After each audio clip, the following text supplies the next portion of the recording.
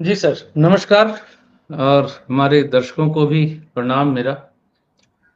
मेरा मध्यावधि चुनाव के बारे में जो आकलन मैंने दिया था, उसका सबसे बड़ा आधार, हालाँकि मैं ओथ टेकिंग कुंडली को प्रायोरिटी नहीं देता। यानी शपथ ग्रहण की जो कुंडली 2024 की थी लोकसभा की, मैं किसी भी शपथ ग्रहण कुंडली को जन्मकालीन कुंडलियों के ऊपर नहीं रखता, लेकिन वो ओथ टेकिंग कुंडली ही थी जो मुझे ट्रिगर की थी उस वक़्त कि ये शनि की अ, अंतर्दशा जैसे शुरू होगी, वो इस शपथ ग्रहण कुंडली में, क्योंकि शपथ ली थी इन्होंने 1 सेकंड सर।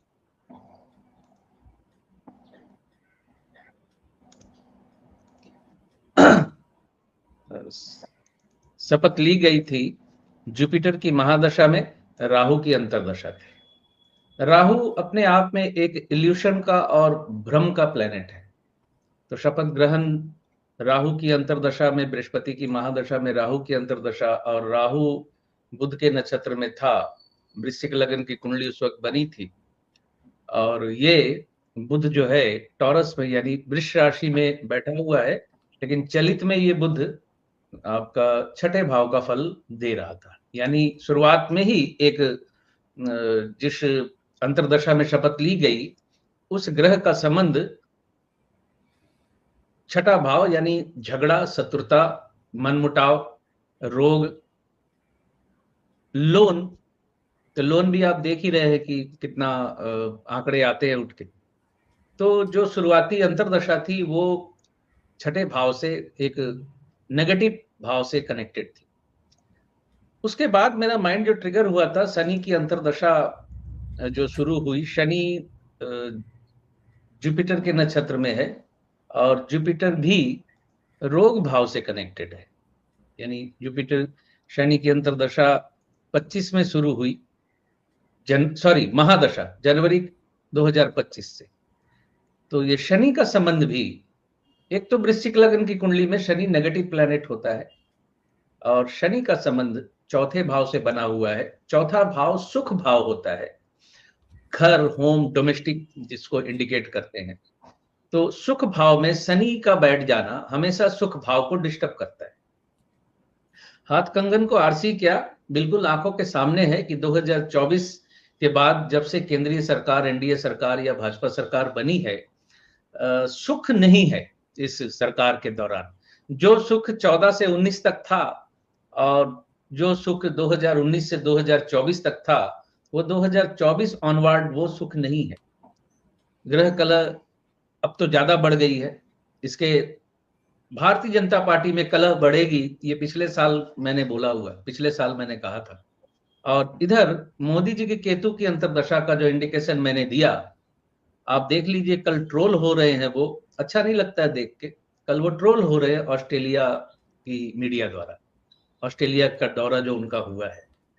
तो ये उनकी अंतर्दशा का परिणाम है। अब जो लीडर है, अगर उसकी ही दशा अंतर्दशा हिली हुई होगी, तो जाहिर है उसका रिपल इफेक्ट जो है पूरे संगठन पे, पूरे सरकार पे पड़ेगा।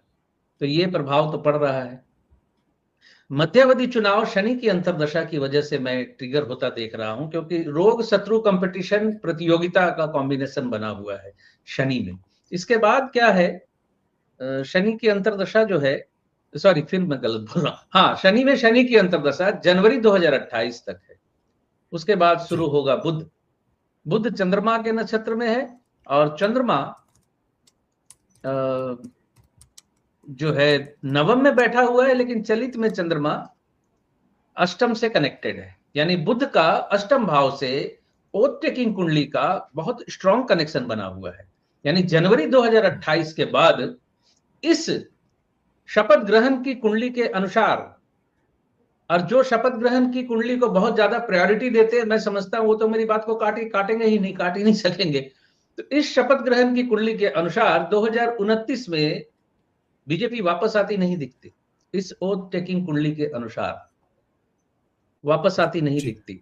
ये एक बिंदु है, इस पे एक अलग प्रोग्राम किया जा सकता है। आज मिड टर्म पे ही रहता हूं मैं। 2027 में 4-5 बातें हो रही हैं, जिसको मैंने बड़े ध्यान से कैलकुलेट किया है, देखा है। खाली टाइम होता है तो मैं यही करता रहता हूँ, कुंडलियां देखता हूँ, उसमें से पॉइंट्स निकालने की कोशिश करता हूँ, ताकि मैं लोगों तक डिलीवर कर सकूं। तो 2027 की जो स्थिति है, नितिन गडकरी जी की कुंडली, अमित शाह जी की बुध की अंतर्दशा शुरू हो रही है इसी महीने। बुध का जो कॉम्बिनेशन है अमित शाह जी की कुंडली में, वो मैं देख के बताता हूं। सिर्फ दर्शक मुझे सिर्फ 2-2 सेकंड दे दिया करे जरा इसको खोलने के लिए। अमित शाह जी की गुरु की महादशा में बुध की अंतर्दशा शुरू हो रही है 24 जुलाई 2026 से, यानी इसी महीने शुरू हो रही है। बुध का जो कॉम्बिनेशन है, बुध दूसरे भाव में बैठा हुआ है, सेकंड हाउस में, और राहु के नक्षत्र में है। और राहु जो है जेमिनी में, यानी 10th भाव में, लेकिन चलित में 9वें भाव में बैठा हुआ है। 9वां भाव जो होता है सत्ता से काटने वाला भाव होता है। 10th भाव का 9वां भाव द्वादश भाव होता है, यानी 10th भाव का व्यय का इंडिकेशन है। राहु भ्रम का कारक है, राहु इल्यूशन का कारक है। तो बुध दशमेश तो है, और राहु से कनेक्शन भी बना हुआ है, और 9th से कनेक्शन बन गया। यहां एडमिनिस्ट्रेशन से और सत्ता से पकड़ थोड़ी कमजोर होती नजर आ रही है अमित शाह जी की कुंडली में अगले 2 साल, यानी बुध की अंतर्दशा कब तक है। एक तो ये बिंदु है। दूसरा, नितिन गडकरी जी की कुंडली को मैं बिल्कुल एक नजर में बताता हूं। बुध की अंतर्दशा उनकी शुरू होने जा रही है, गडकरी जी की शनि की महादशा में बुध की अंतर्दशा 22 फरवरी 2027 को शुरू होने जा रही है। बुध धनु लगन की कुंडली है, दशमेश बुध बैठा हुआ है 5th भाव में, और बुध शुक्र के नक्षत्र में है, और शुक्र वृष राशि में 6ठे भाव में बड़ा स्ट्रांगली कनेक्टेड है। अब आप ज्योतिषी तकनीकी भाषा में इसको मित्र जो समझना चाहते हैं वो समझें कि शुक्र एकादशेष तो है, लेकिन 6ठे भाव से कनेक्टेड है। बुध की अंतर्दशा 10th भाव का, दशमेश का 5th में बैठना, यानी 10th भाव का 5th भाव 8th भाव होता है भावाक भाव के अनुसार। तो बुध की ये प्लेसमेंट और उस नक्षत्र का शत्रु भाव में बैठना, यानी 6ठे भाव से कनेक्शन बन जाना, तनाव कलह की स्थिति और बढ़ा देता है।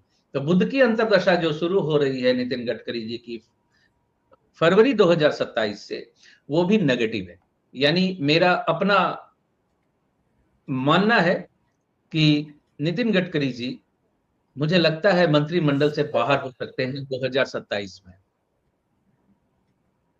ये तीसरा बिंदु है जो मुझे मध्यावधि चुनाव पर सोचने को मजबूर करता है। एक चौथा बिंदु जो है राहुल गांधी जी की कुंडली का है। राहुल गांधी जी की कुंडली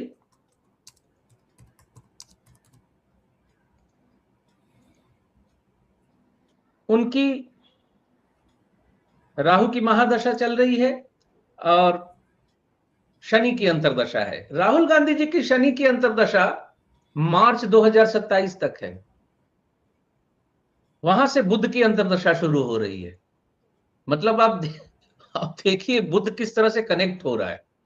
मैं जो लोग अगर सोच रहे हैं कि मैं इतनी कुंडलियां बता रहा हूं या बात ज्यादा फैला रहा हूं, उनको ये समझाना चाहता हूं मैं कि भारतवर्ष के एक प्रधानमंत्री हमारे आदरणीय श्री नरेंद्र मोदी जी, वो अकेले नहीं है। उन 140 करोड़ जनता भी उनके साथ जुड़ी हुई है। तो एक देश के राजा पे उस 140 करोड़ जनता की एक्टिविटी का असर भी पड़ता है।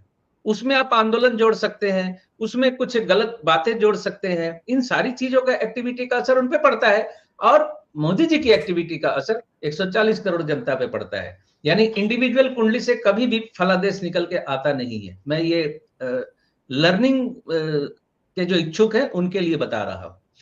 तो बुध देखिए किस तरह से कनेक्ट हो रहा है।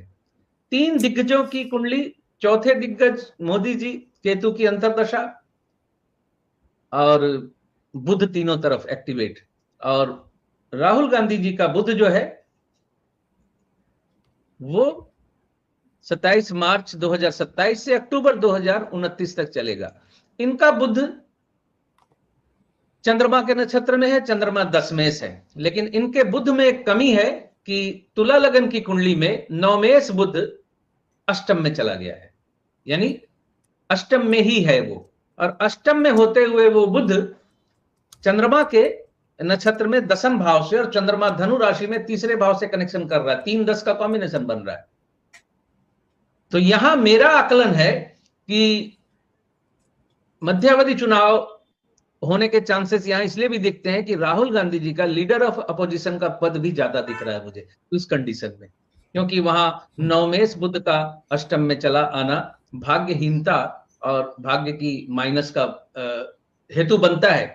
लेकिन यहां एक प्रेडिक्शन और मैं कर दे रहा हूं, वो ये है कि अष्टम में बैठ गया बुध और संबंध बना गया दशम से और तीसरे भाव से, तो अपने बाहुबल से, अपने कर्मों के बल से राहुल गांधी सत्ता में और मजबूत होकर उभरने जा रहे हैं 2027-28 में।